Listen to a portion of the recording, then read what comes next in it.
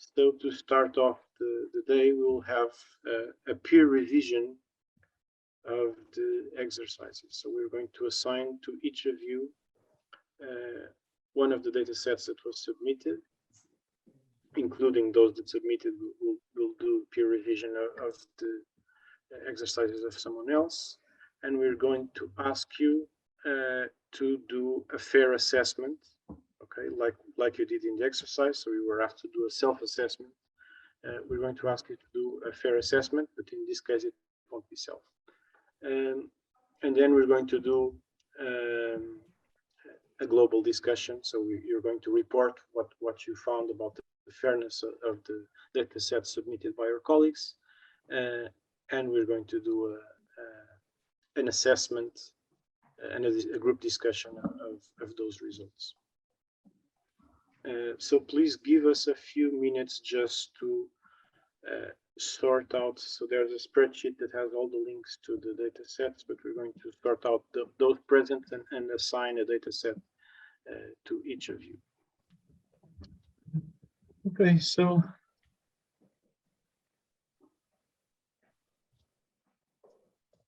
let's start our group discussion. So the first data set we have here is from Anna Uzier. And the automatic assessment was advanced for findability, moderate for accessibility and interoperability, and initial for reusability. So George, you want to comment on your impression of the data set? Okay, so my impression is that the fairness is very good. One of the problems I identified that is not recognized by the assessment tool is that because the genome is not available yet, that can have an impact on the reusability. So that is a little problem. And another problem is in the reusability. There is no information about the license, so that is why the tool gives a very bad score for reusability. Also, I think no specific standard was used. The metadata was only for the basic information. So I think that also has an impact on fairness. Yeah. And so what about your impression of the actual reusability of the data? Could you, based on the description, reuse this data? Yes, I think I could, because all the basic information is there. There's a link to the publication. The files also have a very good description. So although the information is very basic, I think it is reusable. Even though if it's legal, let's say, to reuse it. Yeah.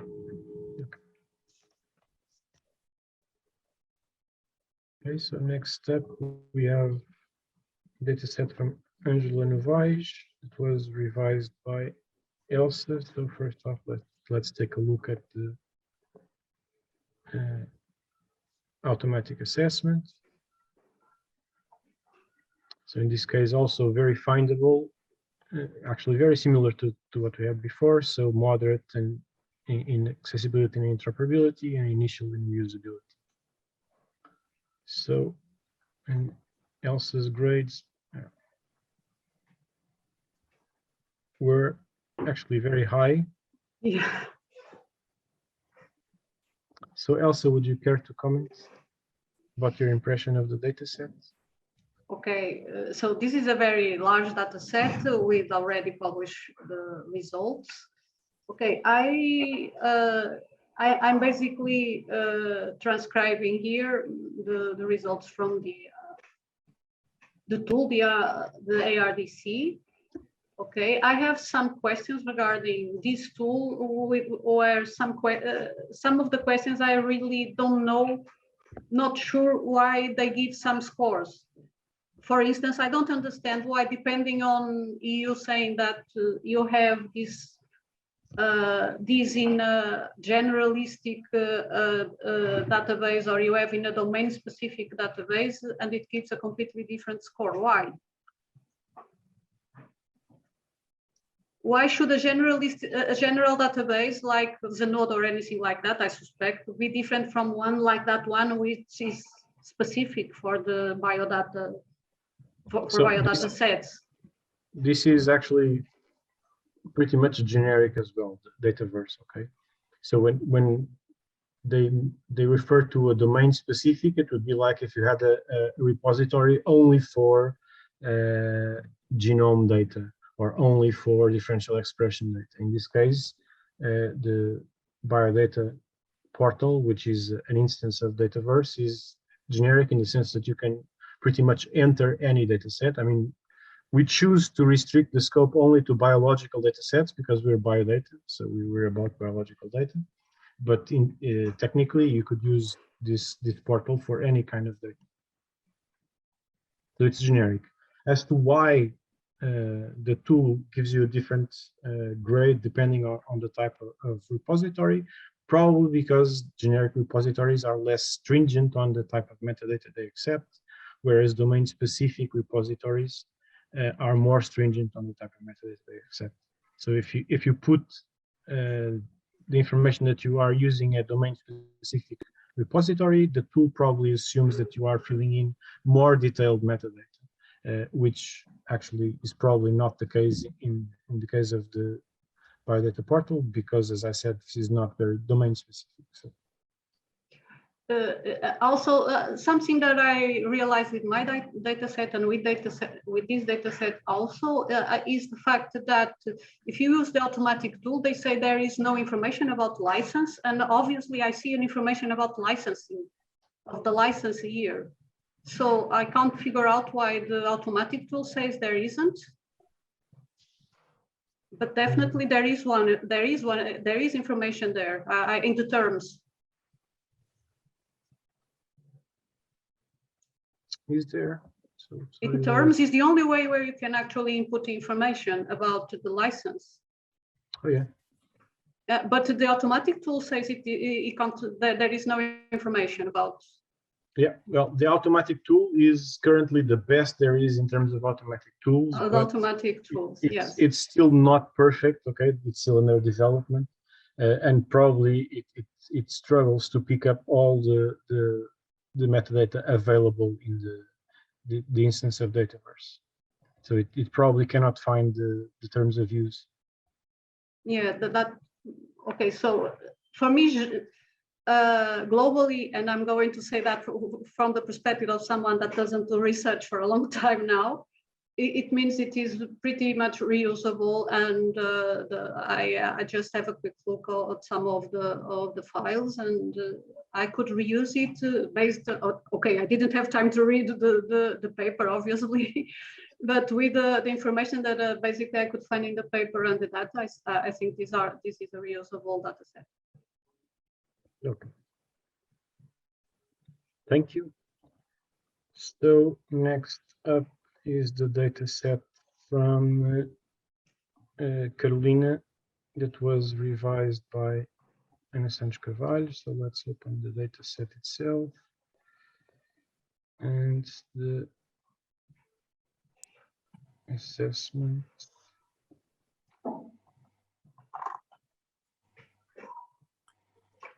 Is quite similar. So you have the manual assessment here. Okay, so it's reasonable in terms of.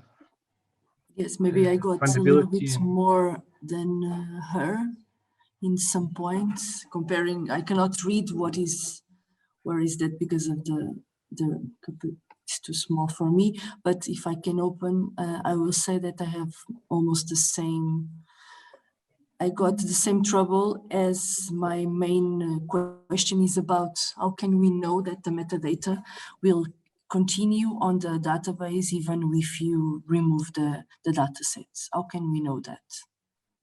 Because it asks us yes, no, or unsure about if the metadata will continue or not, will stay available if we remove the.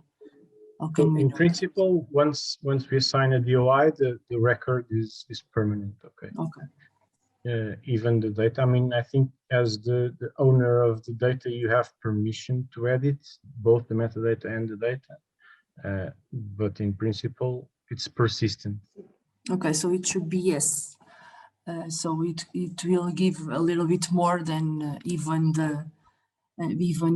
Katerina or Carolina, I don't know. Let me check her name. Put it also in their own evaluation. So I think it's a very good data set. It's well described. We can find it easily. It's like an Excel, easy to read for everyone. We can reuse it. So I think it's a quite good data set. It's not so extensive as others that I realized that others have. So I think it's a good data set. Your major difference between your assessment and Carolina's was with regard to interoperability. So she had a relatively low mark for interoperability. Yes, I have bigger. I need to open the file.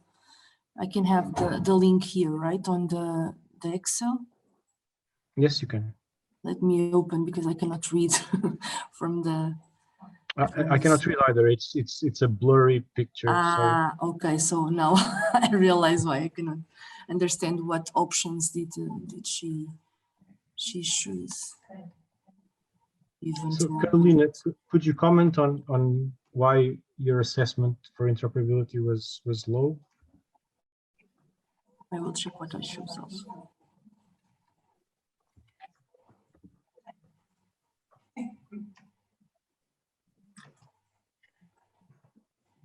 I don't think Carolina is here today. Oh, she's not here. Okay. Yeah, because I choose I was checking my options and I choose that is in a machine readable format. Maybe she didn't. I don't know exactly what she chose. I put a standardized open and universal because it's an Excel. I think it's easy to read. And I put that the metadata includes URL links because they have other links to other metadata. That's why maybe she didn't. And I cannot. If you want to, I can share my screen because in my screen I can see it well. Okay.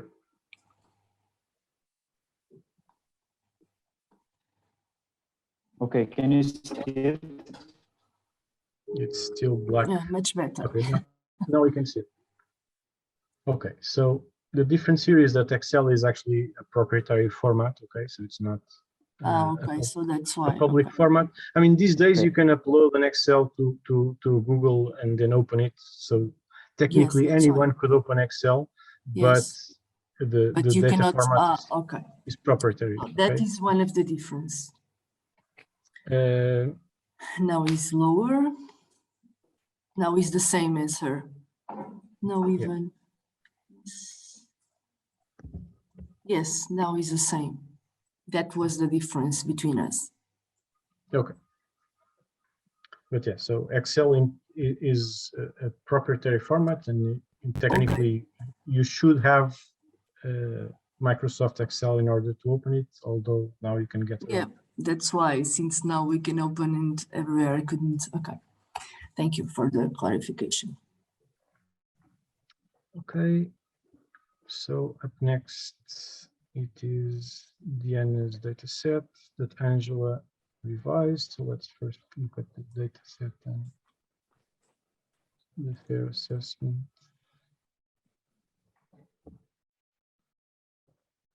So George, if you don't mind, could you put the link here for Francisco's fair assessment because it was wrong before.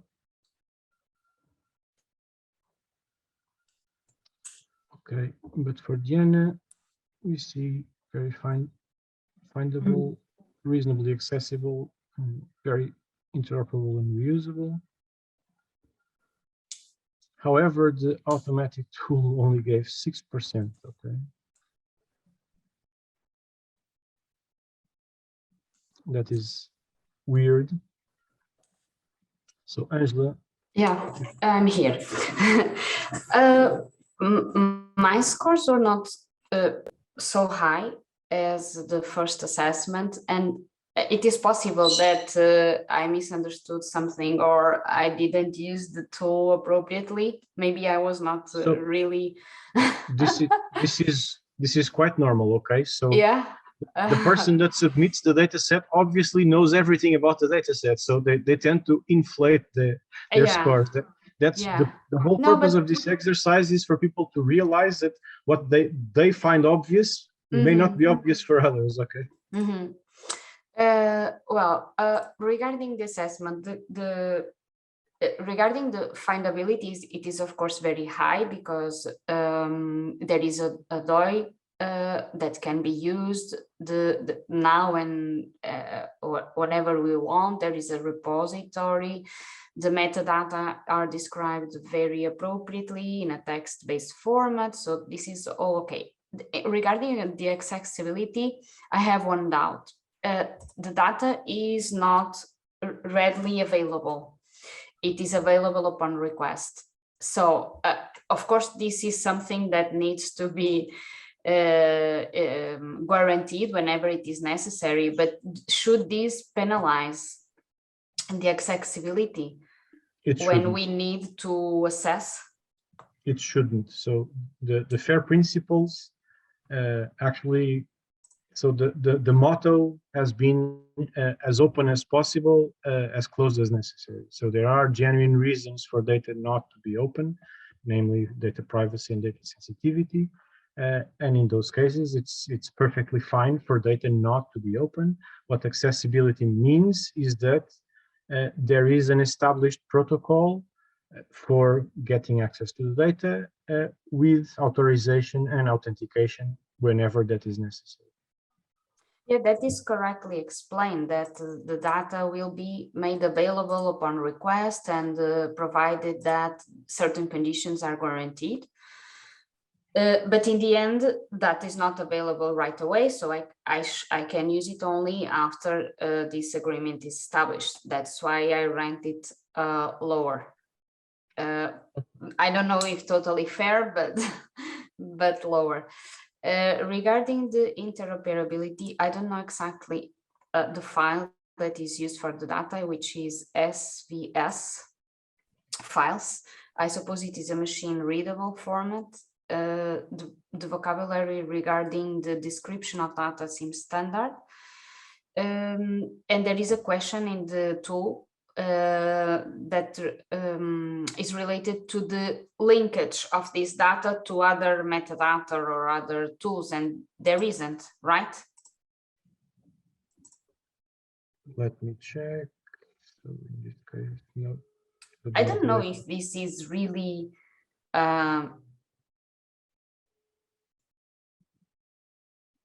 a question, no? If this is really necessary, that the data needs to be linked, there is a publication that can be considered. So a publication is not really what I would encourage as enabling interoperability or reusability. If you actually have to read the whole publication to figure out if the data set is usable and what the data is like, then the metadata that is here is not doing its job. So the whole purpose of having structured and rich metadata is so people do not have to read the whole publication. Okay. For me, it is clear what the data contains, because she describes exactly which type of lesions, but there is no information, for example, on the patients from which this data comes from, or the demographic data that could be used, that could be useful to assess if this is interest for me or not, for example. I don't know if I'm interpreting it right, but yes. In that case, for the last part of the assessment on reusability, where provenance information is provided, well, here I think that it would be useful to include more information on the type of patients, not only on the lesions, but I don't know if this is possible. No? So you Do could you have, want me to comment? Or? let me just say, you could have indeed statistical data about the cohort, but obviously you cannot have specific information about patients because No, then not identification of the patients, but on the cohort used, right? Yeah. So the cohort you could, but okay, Diana, you can comment. Yes, this is for IE development, and for the type of work that this is usually used for, you just need the images and labels, and we prefer not to give any info, so there's not any worries. Not, of course, we could say 100% men and women and the age span or something, But it it's is not relevant. and it's not relevant actually for these kind of studies. Not if you wanted to do prognosis and so on, that's different, but that would require another level of authorization. So we just give the images, so you cannot link them to to anyone. And you are right, you cannot, I didn't put the data on. Actually, first of all, because of a question of sheer size. They're huge, these data. So I don't even know if biodata would like me to put this amount of info in their repository, but yeah, we probably wouldn't. We would prefer that you link to it somewhere yes, else. actually, it would be good when we want to erase them. We could use your storage. No, they are huge. Each sample is one to 2 gigabytes, so it's enormous. So the easiest way is to have it on our side and then to give control. And since it is a private lab that's giving this, we also like to see who wants the data set, so we can then share with them and network. We also do that. So we are in control who has the data set, and we also see which works they are coming up and control that they are not really using them for commercial purposes. You have to sign an agreement saying that you won't. Yeah. So that is a perfectly reasonable justification for not making the data set publicly accessible.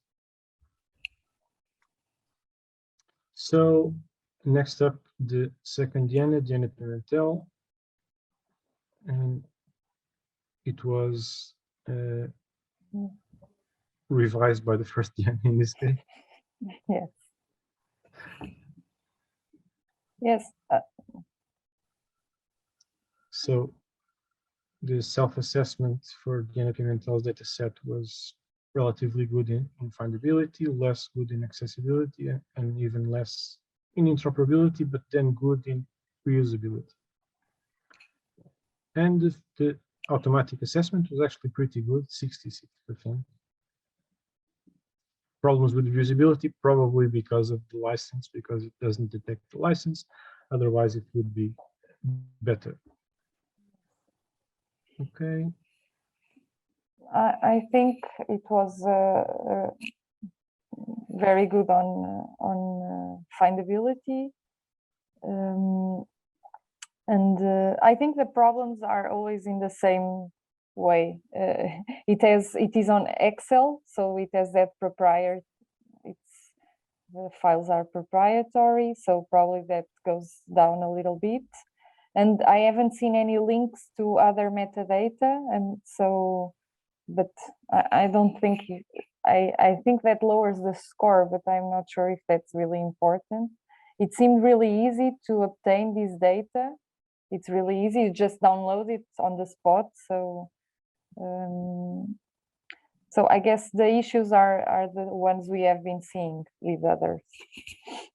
Yeah. It's So the in terms of links to other metadata, I mean that's encouraged whenever it makes sense. It's not necessary. Yes, If your data yes, set but is self-contained, it probably does not need links. yes, but it seems it probably lowers the score if you don't. Yeah. So that's a bit strange. So I did find it quite fair. This data, I think it's okay. Okay. So, and you gave a higher score to reusability than interoperability. In this Yes, case. because I thought, let me check my own score. Because I've seen the license, so that's okay. And I think everything from the information provenance, it was also detailed. So that's the things it's asked on the tool. So I think it's Okay. So moving on, we have Elsa's data set and assessment.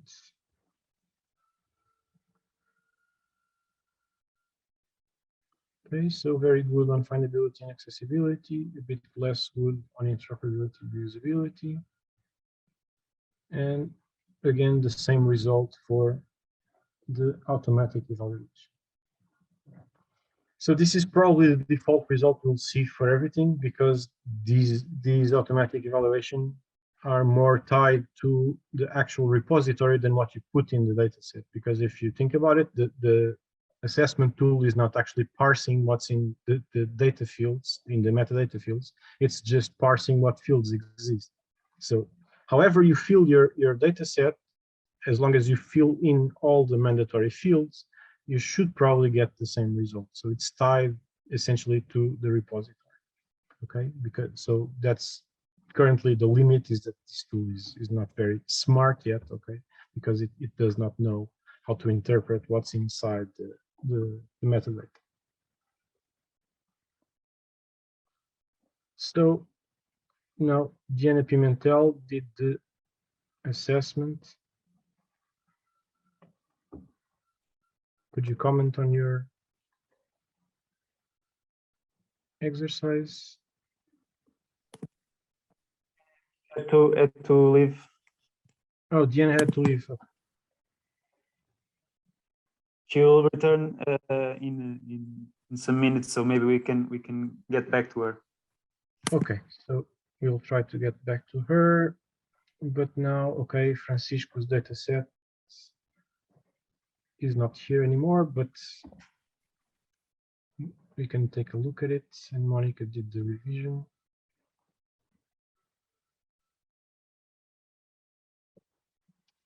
So in terms of assessment, he had very good marks, a bit lower for interoperability.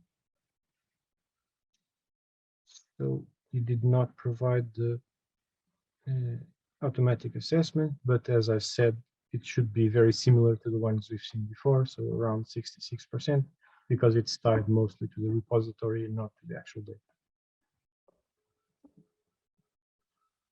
Okay, so this is replication data for new insights into adaptation and population structure of core coke using genotyping by sequencing.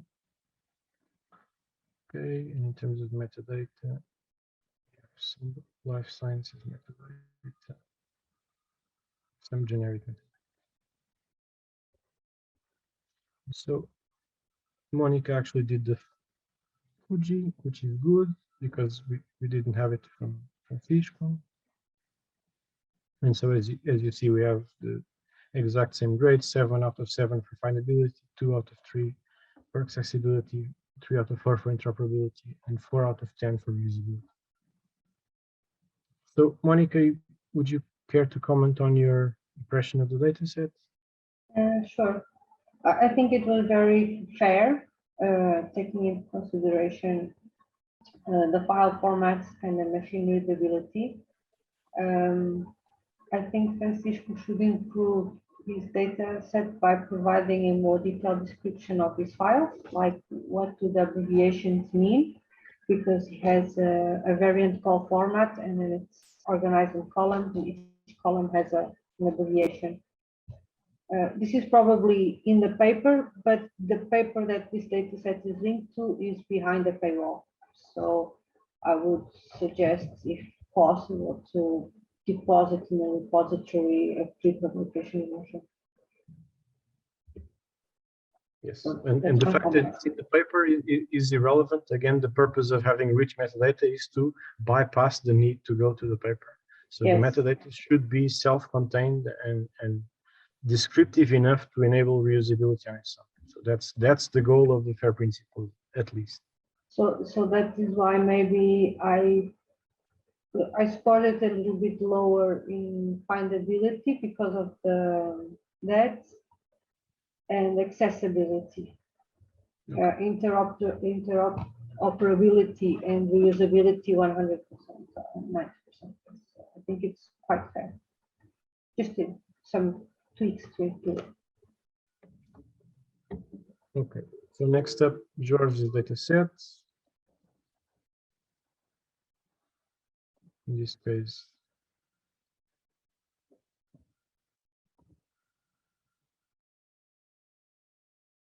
okay, so we use the method standard MyAPI. Again, the automatic assessment is the same, 66% with exactly the same grades. So as you see, this is really fixed for the repository. In terms of the metadata self-assessment, we see that there's a lower mark for interoperability, which actually I'm a bit surprised considering the description.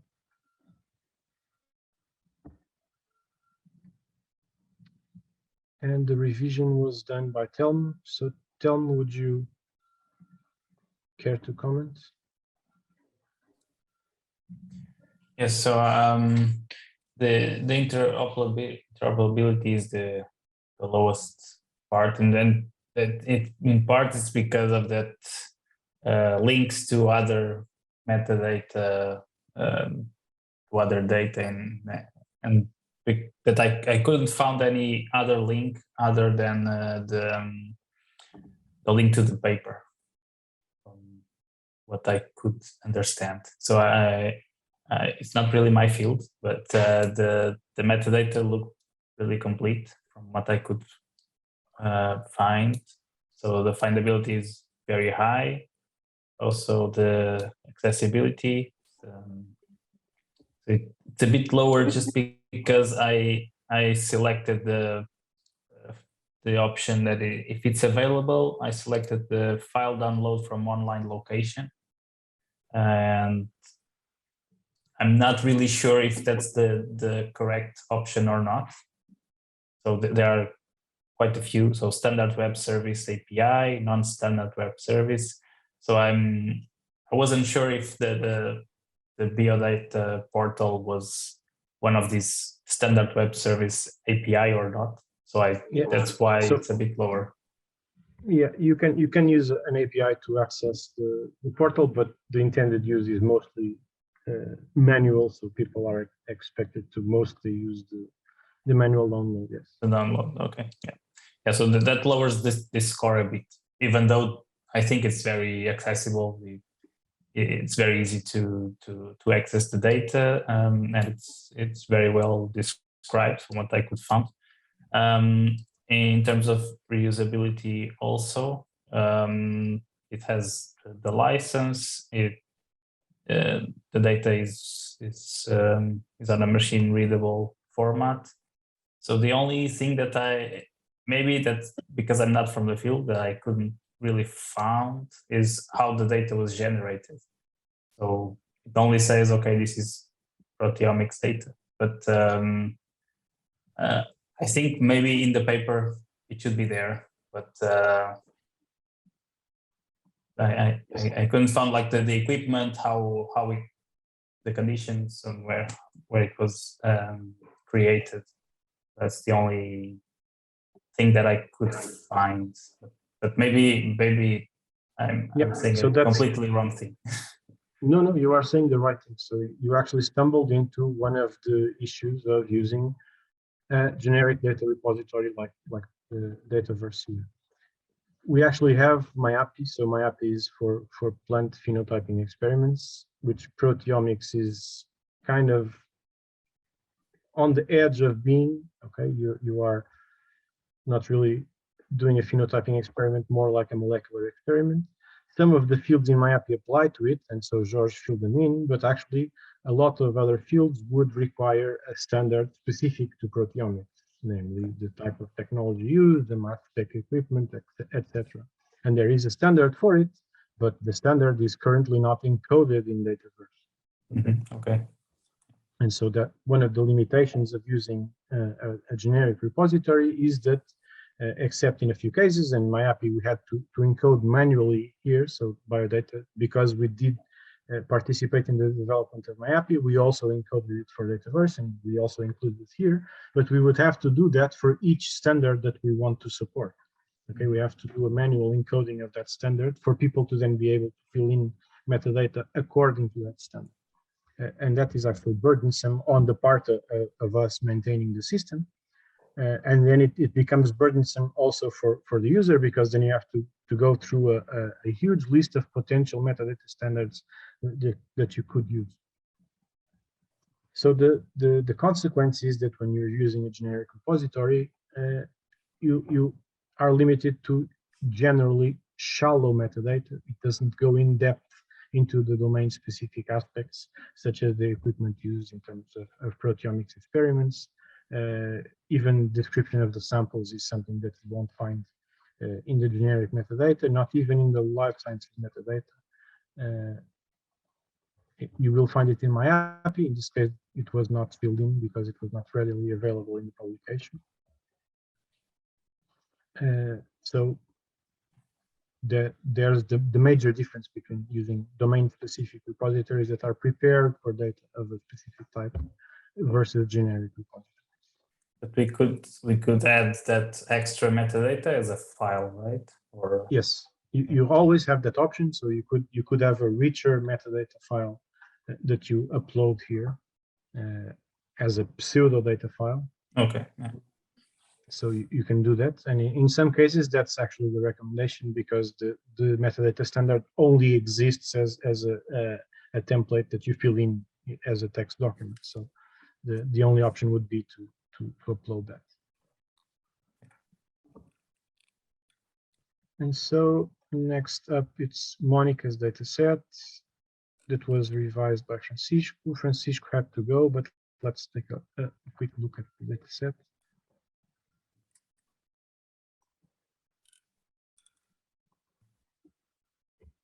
Okay, so this is a sequence alignment data set for phylogenetic code ML analysis.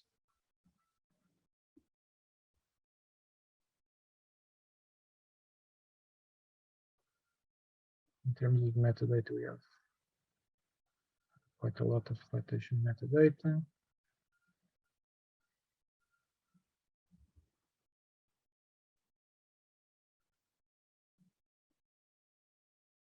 And then journal metadata as well. In terms of assessment, so relatively high on findability, very high on accessibility, very high on reusability, and medium on interoperability. Okay. And then you have probably the same exact QG score that everyone else. In Francisco's evaluation was, yeah, exactly the same QG score. So actually, I think Francisco agreed exactly in terms of findability, accessibility, interoperability, and reusability. And he writes that he was able to run the data files himself. The description is very thorough, but not machine readable. And the only thing he felt was missing was domain-specific metadata. which might be useful for automated data finding. And again, the problem is that the only way to input domain-specific metadata would be to do it as an additional file, because the Dataverse does not encompass metadata for this specific domain.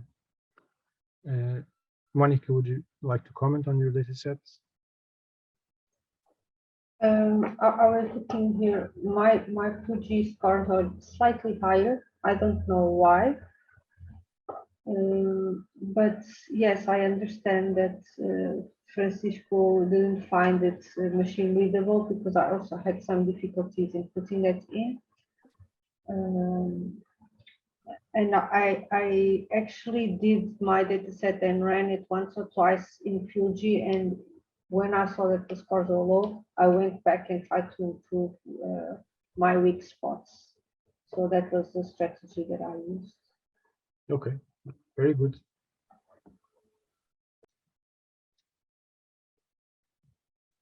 Okay, and then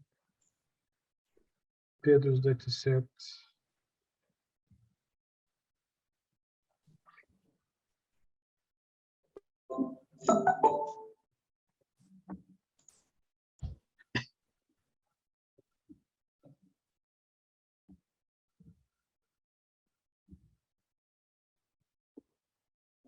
So relatively high in findability and accessibility, lower in interoperability, but still reasonable, and very high in reusability. And again, the same results for the Fuji tool.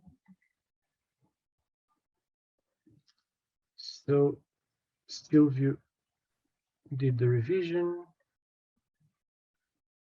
80% on findability. So Sylvia, would you like to comment?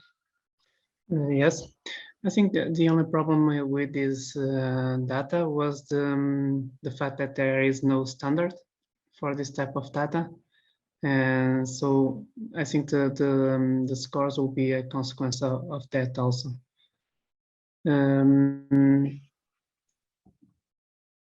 think it was the software is not property, it's tab separated or comma separated values. From what I downloaded, it's easy to download, it has a DOI, so it's findable.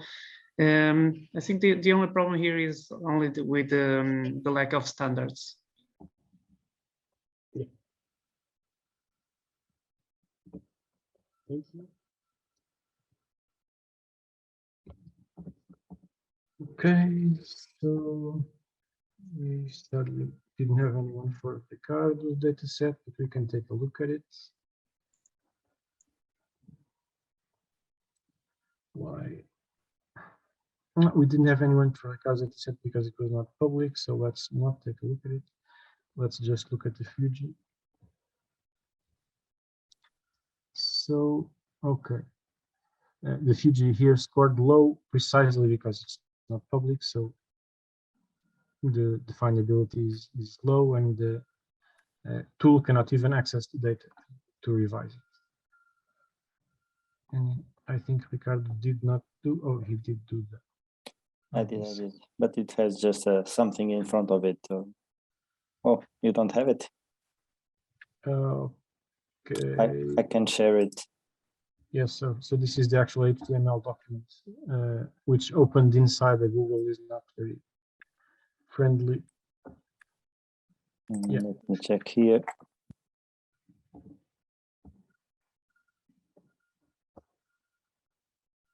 I share it in the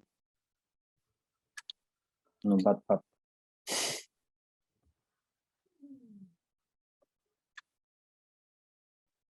Okay.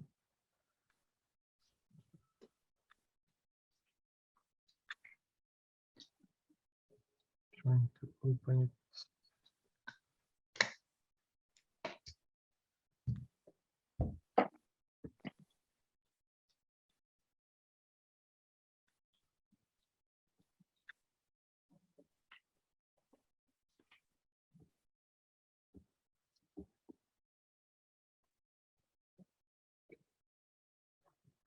Yeah, it doesn't parse very well. You can open the file. Can you open it or not? Then I can open it, but the result is empty because you're just giving me the HTML. It doesn't have all the data inside it. Oh, okay. So you would need a screenshot to actually. I sent you the screenshot. No? You sent me the HTML. Oh yeah, sorry. So I will send it to your email. Maybe it's easier.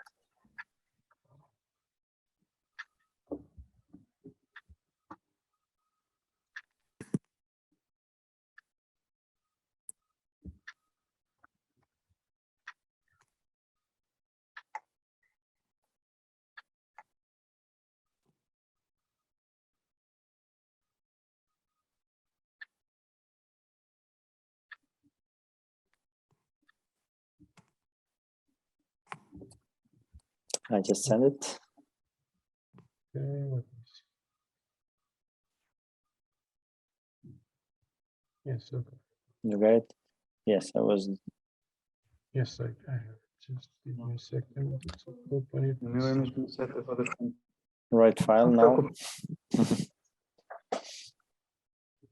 Quando acabar, passamos para o meu, se calhar.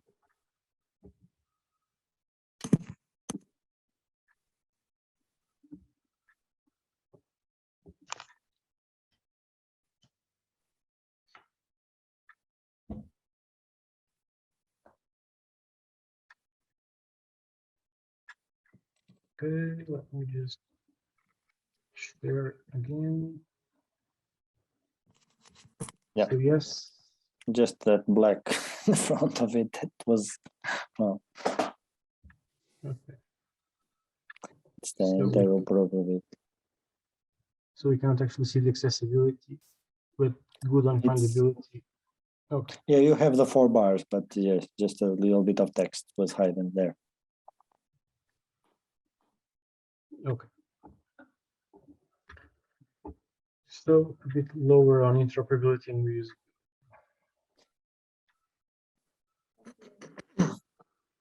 Okay. We switch back to the assignment.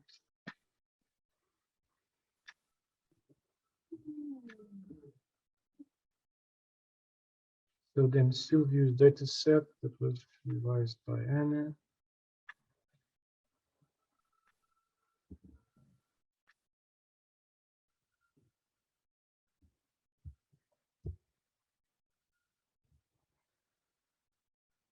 Okay, in terms of self-assessment, a very good mark.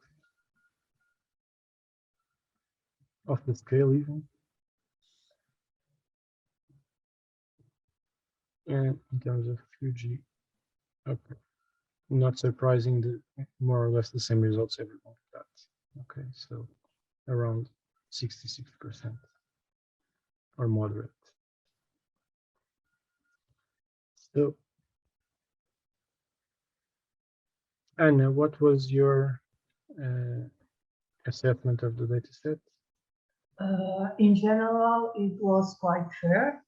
I just found a lack of information regarding how the genome was produced, and also where to find the original sequencing data that was used as a base for the genome assembly or genome assembly.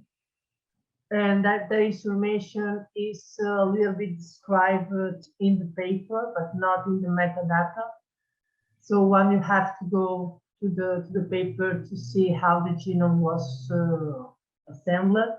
And there is not too much data there in terms of reproducibility. So that was the only thing that I think that was missing here. Regarding the other things, you have the file here that you can just download it from the biodata repository. You also have the link to the NCBI repository, where the genome was originally uploaded. The file that you can find in the biodata repository is in GenBank format. Yeah, it's not proprietary because it's just a text file that you can open in any text-based editor. And it can be used in different tools so it has a higher usability. Thank you. Yes, that was my problem. I only now realized it, that I didn't put well, everything is on the methods on the paper, but as Daniel said already, it should be also on the metadata, and I didn't describe that. Yeah. But again, it was not just a problem that you could solve easily because the metadata fields available in Dataverse are not specific enough for sequencing experiments. You would need to have a metadata template specific for sequencing experiments. Okay. But you just get that a description, so maybe. Yes, I could have added that. Yeah. Yeah. So, and then Susanna, which sadly did not have anyone assigned because then Daniel could not do the exercise. But let's look at the data sets anyway.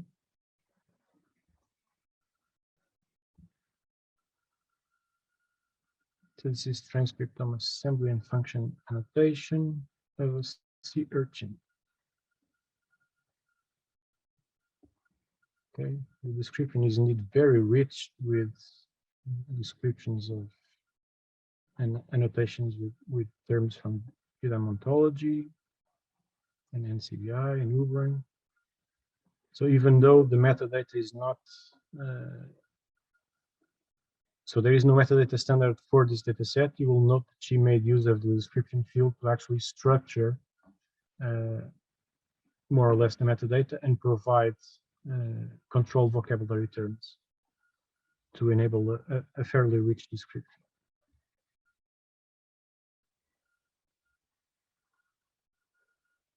So a lot of information available here. And in terms of the assignment, scored high across the board, and more or less the same grades we felt for everyone else in terms of the automatic assessment. And last but not least, Telmus data set.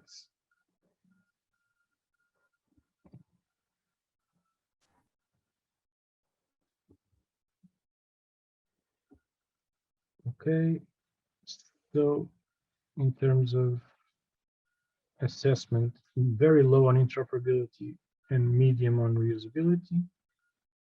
Let's see what Pedro found. So, Pedro, would you like to comment? Yes, can you hear me? Yes. Okay.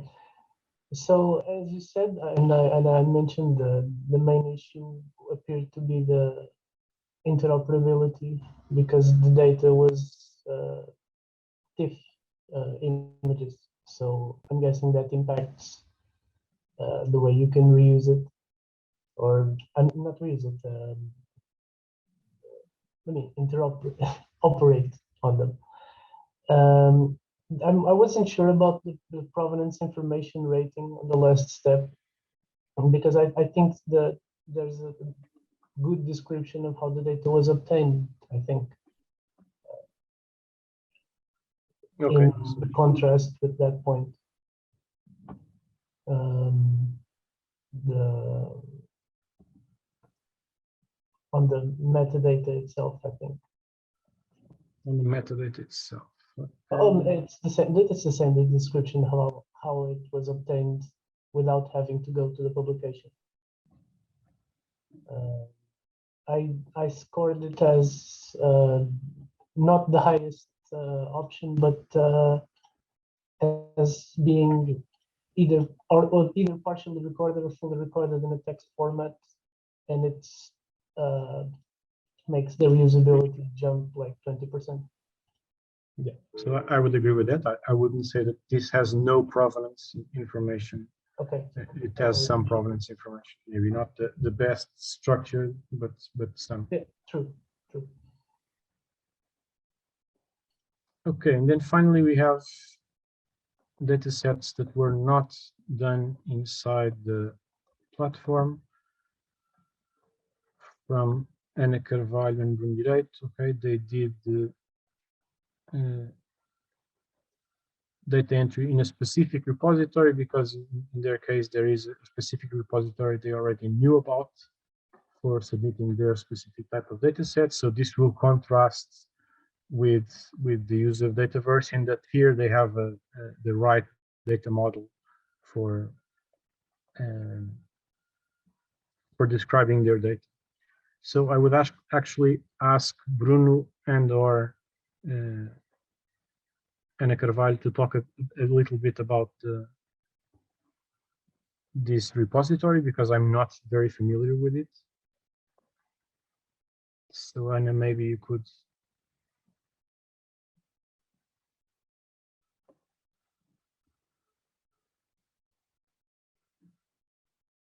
Ana Carvalho, are you there?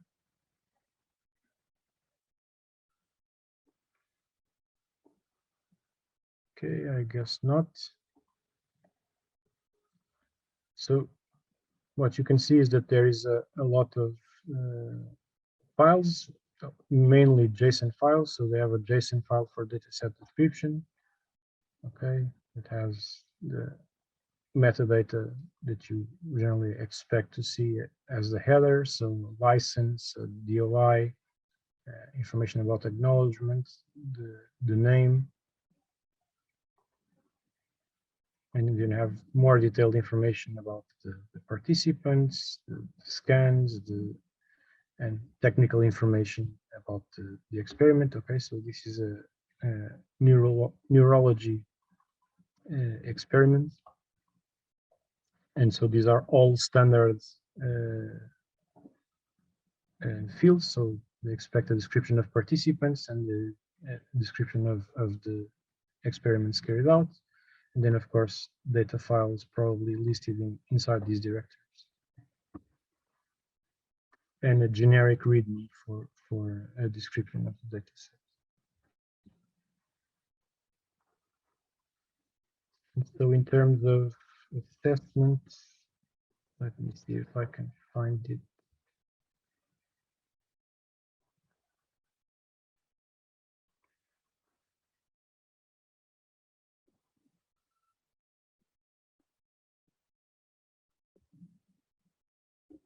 So for Anna's data set, the fair assessment for this repository, for this OpenEuro, you see it's even lower than our biodata portal, probably because the data and the metadata here is all encoded inside JSON files, and I doubt that this automatic tool actually parses the JSON files to find the necessary metadata. Whereas the the manual fair assessment they did was very high on findability and accessibility, lower on interoperability, but relatively very high on reusability as well. So the other data set is similar. Since Bruno is not here, I don't think there's any point in going over it. So now I would like to hear about your experiences when you filled in your data set. So what were the points you struggled with? What were the things you'd like to see different in a platform for data set submission? So I'd like to have a group discussion or questions you want to ask me about the process of data set submission.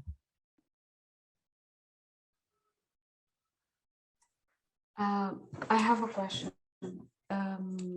I decided to put a generic title in this data set because I expect that it can be enlarged with other similar data. Is it possible when this happens, it generates a second version of the data set? Does it make sense to do it like that?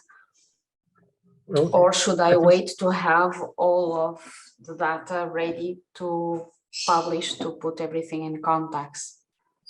they are related data sets from the same type of data sets, but from different studies, but that could be all available together. It would make sense. That's why I selected the generic title. So in this case, I just wanted to know what would be the best approach and if it is possible. So it's on a case-by-case basis. I would say there is no fixed rule. My inclination would be to create a dataverse. So inside dataverse, everything is dataverse. You can create a dataverse for plant data, and then inside that you can create a dataverse corresponding to a given project. So you could have a project dataverse, and inside that dataverse you could have multiple related data sets. So I would, using this platform, I would create a dataverse for your project, and then inside that dataverse I would create data sets as they come along and make sure that they are linked to each other. But it's also possible, if you think it's essentially an extended version of the same data set, to have a data set with version 1.0 and then a data set with version 1.1 or 1.2 or so on.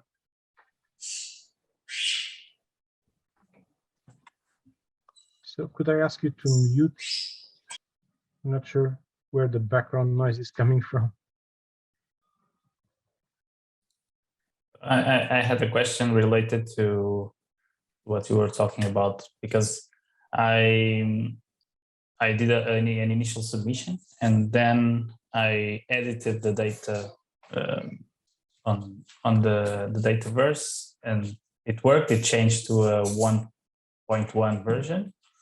And then I tried to enrich a bit the submission, and I added domain-specific metadata to each of the files. But since I added files, it considered that this is a new, like a major version, so it changed to 2.0. But then I can't publish that anymore. So I don't know why. It just it says it's publishing, but then that version is never active. So the version that you are looking at, it's not the latest version that I changed. Okay, that could have been an error with Dataverse. We have to look into why you had that error. Because it should be possible, right? Yes, it should be possible. You should be able to revise the data set and release a new version whenever you have additions to make. Yeah, so it should not be a problem. Although sometimes it takes a little bit to update to the new version, because if it has a lot of differences, it will be considered a major version, and they will assign a new DOI. So at least that could be the case. Yes. I have also some questions. The first one is regarding the general repository of age as a domain-specific repositories. So say if you have, okay, for the sake of argument, structural data, so you just resolve the protein structure or something, which basically should go to PDB, to a PDB database. So you actually should also deposit it in a more general repository and then link it to the PDB database. No. So if you just have self-contained structural data about a protein, you can just deposit it in PDB. Where it makes sense to use something like Dataverse is that if you have a project that did multiple things, like say you did protein structure, but you also did sequencing and you also did gene expression. So you could maybe in that case have separate domain-specific repositories where each of the individual data sets are published, but then in Dataverse create a common let's say Dataverse, which is a space inside Dataverse, where you link to all those data sets in order to have them integrated in some fashion. Okay, and the other question relates actually to what you said, that these data should be independent from whatever publication they support, which I'd say that it is already difficult for you to browse through the publications. So is it really realistic to expect that somebody will simply go to any data repository and search for any random data depository without even reading where it came from and the supporting publication? Well, But the because, way, for instance, one of the things that okay, the data set you gave me was already published and had a publication with it. And one of the things I noticed is that the link to this particular dataverse and the DOI of this dataverse is not in the publication, because I am assuming they published it in dataverse after they actually put the publication on. But it is yes, expected that once you start publishing it in this FAIR format, you should actually link it, the publication, to the data set.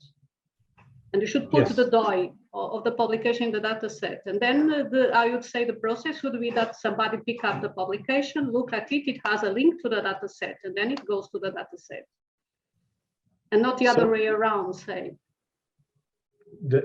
I mean, for people like me working in this field that work in actually developing standards and in trying to promote the FAIR principles, the vision is that we want to bypass research publications altogether in terms of enabling data finding.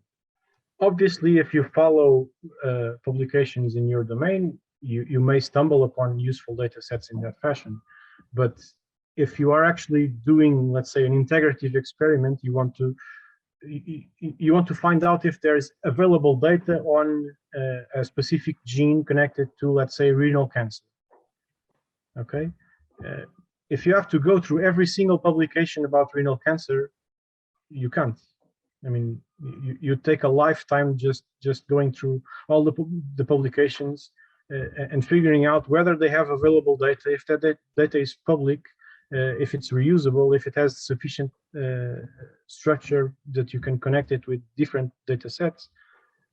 So the vision is that instead you go to a repository that has cancer specific data and you look up data based on the gene you want, and hopefully those data sets will have sufficient metadata that you don't need to read the whole research publication in order to interpret the data. You have self-contained data sets that describe the minimum you need to know whether you can reuse it. Okay, so that is the goal. The goal is to make research papers obsolete in a fashion. Okay. So Bruno, now that you arrived, so you skipped the part where we did peer review of the data sets, but I would like you to talk a little bit about your data set and the platform you used, because you were the only ones that did not use the biodata platform. So if you want to share your screen even. Okay. Good morning, everyone. So I'm really sorry for being late. I have an exam this morning. Just now ended. So give me just 1 second so that I can open everything.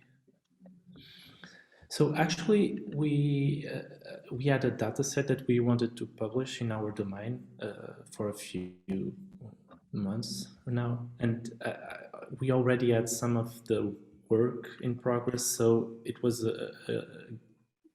we guess it was a good idea to combine this assignment with our need, and also wanting to share these two data sets. So actually, this is also the so a second data set, and it is very similar, the kind of things that we have done with Ana Carvalho. We actually have done this together. So we have two data sets. I'm not sure. Can you confirm that you are seeing my screen and the Yes, open we are. URL?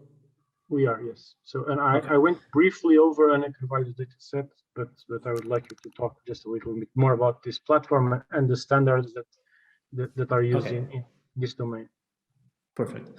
So this is actually a platform that is supported by a very specific group. It is from Stanford, I guess. It's Stanford, I guess. And actually, it has two cool properties, in my opinion. So on the one hand, it's completely free and open platform, and it actually is supported and supports, so it's a two-way around, a specific standard, an open standard to how to pre-process data. So every single data set that is stored in this platform has to be compliant with this standard. Just let me show you a little bit about this standard. fMRI, for instance. So this standard is a very complete standard in terms of the naming of the files. So this is something that could easily come from a Siemens machine or from a Philips machine. We are talking about MRI data, functional MRI data in specific in our data sets. But actually, different neuroimaging setups right now are included in this standard. And in this case, this kind of files, these are called DICOM. It's also an open standard, but everything has to be in this standard on the right, and this would be this BIDS, the brain imaging data structure. So it has a very strict hierarchy of folders, a very strict there are mandatory files that have to be present to be valid, and there is a specific naming structure of all the files. So every anatomic sequence has to be in this format inside a folder with this name. So there is several rules that we have to be consistent and to upload files into this platform, and everything has to be validated before publishing. So in our work, we published 2 data sets, and feel free to interrupt me if you have any question during this presentation. So we have 2 data sets. Let me just open one. So as you can see, the first thing that I guess I can show you, it's the metadata on the right. So we have authors, we have available modalities. So everything here is on a machine interpretable format. Everything that I have uploaded is a JSON file. So is a specific structured text structured file that allows the program to immediately interpret all these fields. So we have the available modalities. Actually, I already go with the second version, so I missed some details on the first version, and I already updated. So the published version is the second version. Maybe we can also take a look at what changed between versions, because everything is saved in this platform. Then we have the description, the naming of the tasks and the brief descriptions, so that the metadata already includes this kind of information. Notice that I already included the publication, where the description, the complete description of the task is published. So the uploaded author, the last update, so the first version is from 21 days ago, the second version is actually from 1 week ago, and this is also part of the structure of the data. So we only have 1 session, each subject only has 1 set of files. We have 10 participants on this data set. It already has a DOI. The licensing here in this platform is always CC0. We actually may ask for 2 years. I believe it's a 2 years embargo period, but actually, since we already have published most of the things that we have that we wanted, we didn't ask for anything in this case. So we can add some acknowledgements. We can also ask for anyone that wants to use this data to acknowledge the paper, but this is just if the ones that will use the data want to. We can also add funding information, and actually, again, we can do some link. We can add links to other things. We also have, this is mandatory, we also have to present a brief README file where we introduce the task and the data set itself. So, and these are, yeah, sure, Daniel. Let me tie back to Elsa's question before. So do you think with this structure, would we need the research paper to reuse the data? I don't think, I think that I've included sufficient information so that anyone that can reuse, that may want to reuse the data can do it without looking at or reading the full paper. Obviously, they would have to be familiar with this metadata standard because it's very specific, the file naming, etc. But once they are familiar with it, in principle, they could just reuse different data sets and possibly even combine different data sets from the platform. Yeah. For instance, as you can see here, so this is the JSON file. So this is the metadata regarding the task lock, that's the localizer. And you can see that the lock is also here described. And actually this is the brief description, but here is the entire metadata on the task. And you can see every single parameter that you may need to replicate. Even if you want to replicate this task, you can use all this information, and you can actually get back every single detail that is needed to replicate the acquisition. So in that sense, and then so this here are the metadata on the acquisition parameters. But actually, if you want to go to the specific order, so let me just go through a specific task. So actually most of the functional data depends on behavioral information, and actually we have here all the description of what happened during the acquisition. So everything has to be detailed on the metadata. Okay. Thank you very much, Brun, for this rich overview. Do we have just time? I think Diana came back just in time to go over the last data set that we were missing. So Diana Pimentel, if you would like to talk about your revision of Elsa's data set.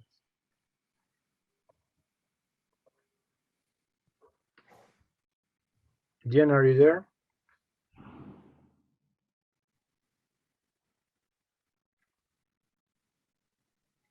Yeah.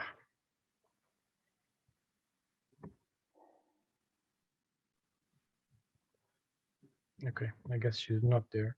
So Elsa, would you like to talk a bit about your assessment of interoperability and reusability for your data set?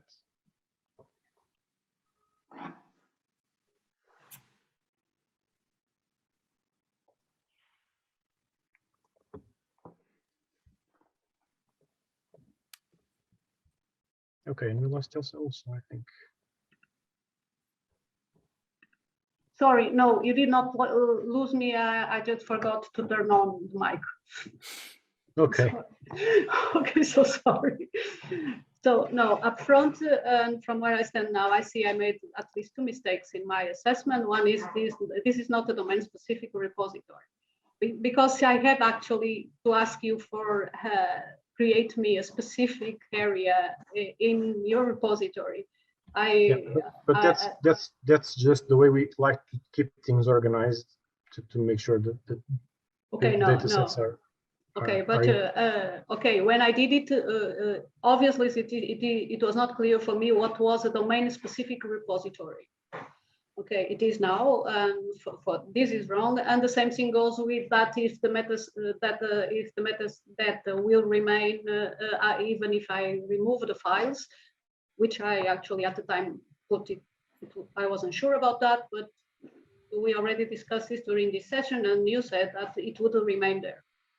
Yeah. It will remain there. Apart from that, obviously, the data set that I upload, I found it, I did actually search within this bibliometric and metadata or meta science domain if there was already some minimal metadata standard, and there isn't, so I cannot create it. So this is, I don't have it. But from everything else, it is fairly reasonable, fairly, it is a fair, reasonably fair data set. And since you said, okay, the publication itself, it's not a must, it is, so this is not even published in a publication format, so. Okay. Thank you. So it's now and time.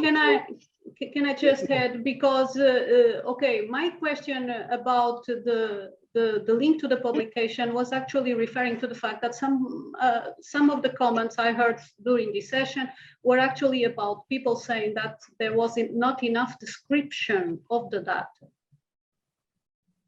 Yes. Yeah, but okay, after Bruno actually presented it, the description in text format that he presented is not that extensive. Most of the description of the data comes with the files. Yes. It's themselves. So the remark, there is not enough description. Okay, there is not enough probably text description, but as long as there is enough description within the files, that's more than enough. You just have to go through the files and find it. Yes, but in this case, so the particularity is that some of the files that we were seeing from Bruno were metadata files, not data files. So it's just a way that the repository structures things. In the case of Dataverse, which the others use, the metadata is part of the thing you fill in that form.